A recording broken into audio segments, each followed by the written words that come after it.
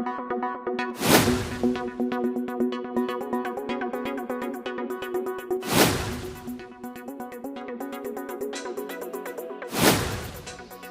से हमने ये कहेंगे कि सचिवालय से जो भी पदाधिकारी शिक्षा विभाग के हैं वे एक पत्र द्वारा स्पष्ट कर दे कि हम लोगों का ज्वाइन लेटर प्राप्त हो सके, क्योंकि हम लोग छठे चरण के अभ्यर्थी हैं। हम लोगों की सारी प्रक्रिया पूर्ण हो चुकी है। प्रक्रिया पूर्ण हो चुकी है, पर सुप्रीम कोर्ट के बड़े निर्देश के बाद नियुक्ति पत्र पर लगी रोक। नियुक्त अभ्यर्थियों पर भी सुप्रीम कोर्ट के बड़े निर्देश के बाद लटकी तलवार। क्यों लटकी है तलवार, हम आपको बताएंगे। ऐसे में रोस्टर मुद्दे का केस पटना हाई कोर्ट में 25 अप्रैल को केस में हो सकती है बड़ी सुनवाई। इस बीच में सुप्रीम कोर्ट का एक बड़ा निर्देश, छठे चरण की बहाली पर गाज गिरी। आपको बता दें कि बिहार सरकार ने भी सुप्रीम कोर्ट के बड़े निर्देश के बाद बड़ा लेटर जारी किया। आपके स्क्रीन पर आप देख सकते हैं 10/52/2021 बड़ा केस, बड़ा जजमेंट। एसटी कैटेगरी से लोहार जाति को बाहर किया गया। ऐसे में 21/2/2022 को ये जजमेंट आया और आप समझ सकते हैं जजमेंट के बाद भी एसटी कैटेगरी के रूप में लोहार जाति के अभ्यर्थियों ने बिहार शिक्षक बहाली में छठे चरण की बहाली में नियुक्ति पत्र प्राप्त किया है। और ऐसे में अब गाज गिरना तय है। अभी जो अभ्यर्थी प्रतिनियुक्त नहीं हुए हैं उनके नियुक्ति पर तत्काल रोक लगी है और प्रतिनियुक्त हुए अभ्यर्थी भी होंगे बाहर। सुप्रीम कोर्ट के निर्देश के बाद बिहार सरकार को बड़ा झटका लगा है। 2016 से लेकर अब तक जितने भी जाति प्रमाण पत्र निर्गत किए गए सभी को रद्द करने की बात की जा रही है। ऐसे में आप समझे कि 21/2/2022 को यह जजमेंट आया। बड़ी बात यह है कि 25 फरवरी 2022 से छठे चरण के प्राथमिक शिक्षक बहाली के अभ्यर्थियों को नियुक्ति पत्र बांटा जाने लगा। सरकार ने जजमेंट की अनदेखी की और एसटी कैटेगरी में लोहार जाति के अभ्यर्थियों को नियुक्त भी कर दिया शिक्षक बहाली छठे चरण में। ऐसे में आप समझ सकते हैं कि लोहार जाति के अभ्यर्थियों की नियुक्ति एसटी कैटेगरी में फर्जी हो गई। आप देख सकते हैं 25 अप्रैल को रोस्टर केस में अगली सुनवाई है और अब जब मामला बढ़ा है तो जिन अभ्यर्थियों को नियुक्ति पत्र नहीं मिला है उन पर रोक लगी है। हमारे साथ एक अभ्यर्थी हैं जो कि लोहार जाति के हैं और समस्या आ सकती है, बड़ा सवाल उठ खड़ा हुआ है। पर पहले हम इनसे बात करते हैं कि ये क्या कहते हैं इस संबंध में। सचिवालय से हमने ये कहेंगे कि सचिवालय से जो भी पदाधिकारी शिक्षा विभाग के हैं वे एक पत्र द्वारा स्पष्ट कर दे कि हम लोगों का ज्वाइन लेटर प्राप्त हो सके, क्योंकि हम लोग छठे चरण के अभ्यर्थी हैं। हम लोगों की सारी प्रक्रिया पूर्ण हो चुकी है। अब पदाधिकारीगण से यही आग्रह है कि एक लेटर द्वारा हम लोगों को स्पष्ट करके ज्वाइन लेटर निर्गत कराने का कृपया प्रदान करें। अभी आप लोहार जाति के एक आम अभ्यर्थी का दर्द सुन रहे थे। सुप्रीम कोर्ट के निर्देश के बाद नियुक्ति प्रमाण पत्र मिलने पर सुप्रीम कोर्ट के बड़े निर्देश के बाद लोहार जाति के आम अभ्यर्थियों को छठे चरण में नियुक्ति से हाथ धोना पड़ा। ऐसे में रोस्टर मुद्दे का केस पटना हाईकोर्ट में 2 बड़े केस और सरकार ने रोस्टर मुद्दे के केस के काउंटर एफिडेविट में साफ लफ्जों में ये माना है कि नियोजन इकाई स्तर पर गलती हुई है, पर 40,000 अभ्यर्थी प्रतिनियुक्त हो गए। उनके भविष्य को देखते हुए सहानुभूतिपूर्वक फैसला हाईकोर्ट ले। पर हम आपको बता दें कि ये मुद्दा बहुत ही ज्वलंत है। रोस्टर का कहीं पे ठीक से पालन नहीं हुआ। पिछले दिनों हम वीडियो में आपको बता चुके हैं कि रोस्टर में व्यापक गड़बड़ियां हैं पूरे बिहार। ऐसे में रोस्टर मुद्दे के 2 बड़े केस आप देख सकते हैं। 25 अप्रैल 2022 को जो नया केस है 5760/2022, इसकी सुनवाई 25 अप्रैल 2022 को निर्धारित है। हालांकि अभी तक हाईकोर्ट के वेबसाइट पर इस संबंध में कोई भी अपडेट नहीं है। हो सकता है 25 की जगह इस केस की सुनवाई 26 अप्रैल को। पर बड़ी बात यह है कि हाईकोर्ट में पूर्व से भी रोस्टर मुद्दे पर केस है और केस में सरकार ने काउंटर एफिडेविट में ये माना है कि गलती हुई है और ये गुहार लगाई है कि 40,000 अभ्यर्थियों के भविष्य को देखते हुए आगे बहाली प्रक्रिया को रद्द न किया जाए। पर पुख्ता सबूत है इस केस में। ऐसे में छठे चरण की बहाली सिर्फ रोस्टर केस से ही रद्द नहीं हो सकती। सुप्रीम कोर्ट में भी बड़े केस हैं। डीएलएड बीएड प्राथमिकता का केस सुप्रीम कोर्ट में। ऐसे में आपको बता दें कि 1 से 5 में बीएड अभ्यर्थियों को बाहर करने का सुप्रीम कोर्ट में जो केस है 28 अप्रैल 2022 को सुनवाई होगी। आप कॉज लिस्ट देख सकते हैं सुप्रीम कोर्ट का। आपको हम दिखाते हैं कि 28 अप्रैल 2022 को 15 नंबर पर यह केस लिस्टेड है और बड़ी सुनवाई जजमेंट के दौर में है केस। और जजमेंट अगर बड़ा आया और बीएड अभ्यर्थियों को बाहर किया गया तो आधी बिहार शिक्षक बहाली ध्वस्त इस केस से हो। बड़ी बात यह है कि राजस्थान के परिप्रेक्ष्य में यह केस था, पर बिहार के अभ्यर्थी सुप्रीम कोर्ट में इस केस में कूद गए हैं। और आप समझ सकते हैं कि राजस्थान के मुद्दे में बिहार के अभ्यर्थियों को कूदने से अब बिहार के परिप्रेक्ष्य में भी ये जजमेंट आएगा। देखना यह है कि 28 अप्रैल को अब होता क्या है। क्या रोस्टर मुद्दे के केस से छठे चरण की बहाली रद्द होगी? सुनिए एक्सपर्ट ने क्या कहा।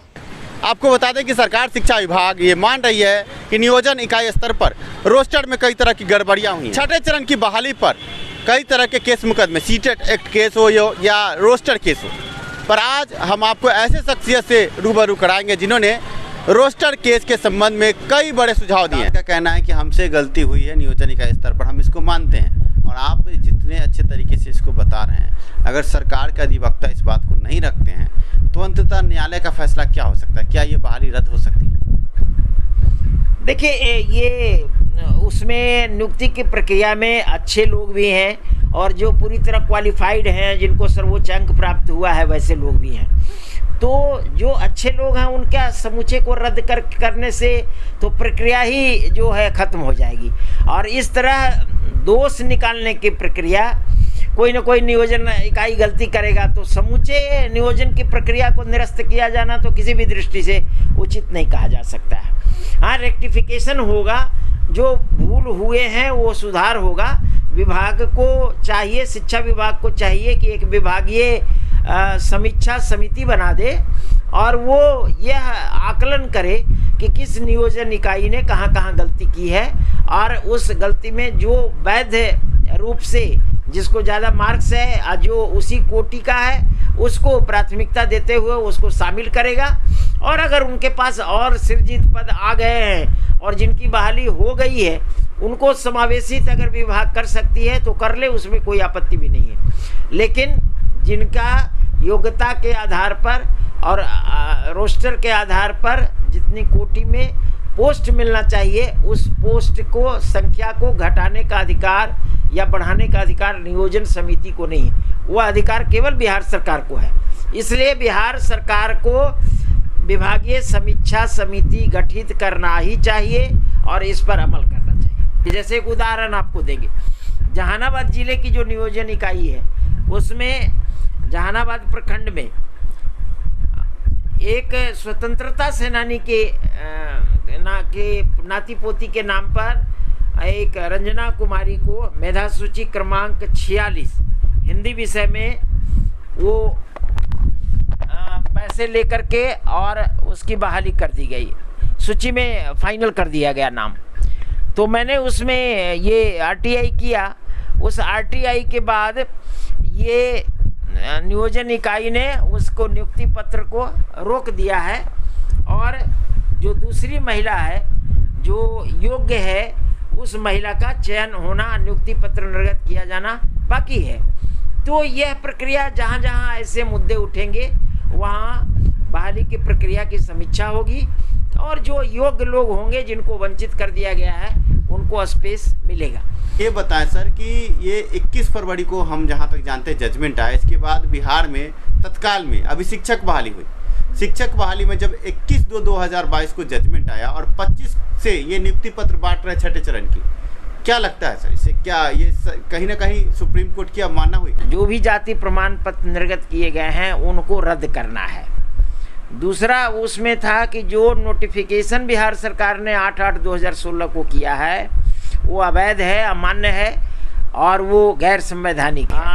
आज नतीजा यह है कि लोहार जाति के लोग हर जगह आ रहे हैं। संथाल और जो मूल जाति है, मूल जनजाति है, संथाल है, उरांव है, तो इन लोगों को दिक्कत भी हो रही है क्योंकि हर जगह यही लोग आ रहे हैं। जितने भी नियुक्ति पत्र हुआ है, नियोजन हुआ है अभी शिक्षकों का, उसमें ज़्यादातर अपॉइंटमेंट जो है लोहार जाति के लोहार के हुआ है। लोहार तो लोहरा का तो हुआ ही नहीं है, साथ साथ कि अन्य जो मूल जनजातियां हैं बिहार में उनका भी नहीं हुआ है, बहुत कम है। तो कहीं ना कहीं शेड्यूल्ड ट्राइब्स के साथ ये खिलवाड़, शेड्यूल्ड ट्राइब के जो मूल हैं जनजाति हैं, मूल जनजाति के लोगों को उसका भारी नुकसान उठाना पड़ा है। लेकिन ये मामला जो है वो बिहार सरकार ने जब अधिसूचित किया है तो अभी जो निकला था आदेश निकला माननीय उच्चतम न्यायालय के आदेश के आलोक में, उसमें ये सभी जिलाधिकारी को निर्देश दिया गया सबसे पहले कि आप माननीय उच्चतम न्यायालय के आदेश का अक्षरशः अनुपालन करें। सो समीक्षा का अधिकार जिलाधिकारियों को दे दिया गया जी। और उसमें जिलाधिकारियों की जिम्मेदारी थी कि वो जो भी निर्गत किए थे जाति प्रमाण पत्र उसको निरस्त करने का आदेश निर्गत करना था। ये कितने तारीख को सर ये लेटर आया था? हाँ, ये लेटर मैं बता देता हूँ। ये लेटर निकला है 28/3/2022 को। 28/3 को। हाँ, एक सप्ताह के भीतर 21 मार्च को जो है 21 फरवरी का ये ऑर्डर था और एक महीने के बाद बिहार सरकार ने ये जारी कर दिया। अपर सचिव सामान्य प्रशासन विभाग बिहार पटना के ज्ञापक 27 दिनांक 28/3/2022 इसके द्वारा उन्होंने निर्देश दिया है कि सुप्रीम कोर्ट का आदेश 21/2/2022 जो है उसका अक्षरशः अनुपालन किया जाए।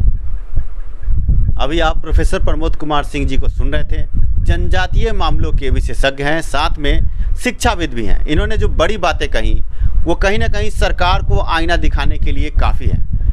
जैसा कि आपको पता है कि हाई कोर्ट में रोस्टर मुद्दे का केस हो या सुप्रीम कोर्ट में शेड्यूल ट्राइब्स जो लोहार जाति का केस हो, उस पर इन्होंने जो बड़ी विवेचना की है, कहीं ना कहीं अगर इन विवेचनाओं पर सरकार अगर गंभीरता से सोचे तो ये सारे मुद्दे समाप्त हो सकते हैं। 40,000 अभ्यर्थी जो नियुक्त हो चुके हैं छठे चरण में, उनका भविष्य निर्माण भी आगे सही तरीके से हो पाएगा। ऐसे में ऐसे ही ताज़ा तरीन खबरों के लिए बने रहें, जुड़े रहें शिक्षा सुधार के साथ। आशा ये वीडियो आपको पसंद आया। धन्यवाद। बिहार के बाहर के प्रतिष्ठित यूनिवर्सिटी कॉलेजों से बड़ी डिग्रियां प्राप्त करके अपने भविष्य का निर्माण करें। बीएड, डीएलएड, एमएड के साथ साथ B pharma, M pharma, nursing, dresser और लैब टेक्नीशियन तक के कोर्स शिक्षा सुधार आपको उपलब्ध करवाता है। अगर आप बिहार के बाहर के प्रतिष्ठित यूनिवर्सिटी कॉलेजों से B Ed, D El Ed, M Ed, B pharma, M pharma, dresser और लैब टेक्नीशियन जैसे कई कोर्सों में एडमिशन चाहते हैं तो आप स्क्रीन पर दिए नंबर पर कॉल कर सकते हैं। भविष्य निर्माण के लिए अगर आप आतुर हैं और ये बड़े कोर्स आप करना चाहते हैं तो संपर्क करें। धन्यवाद वीडियो देखने के लिए।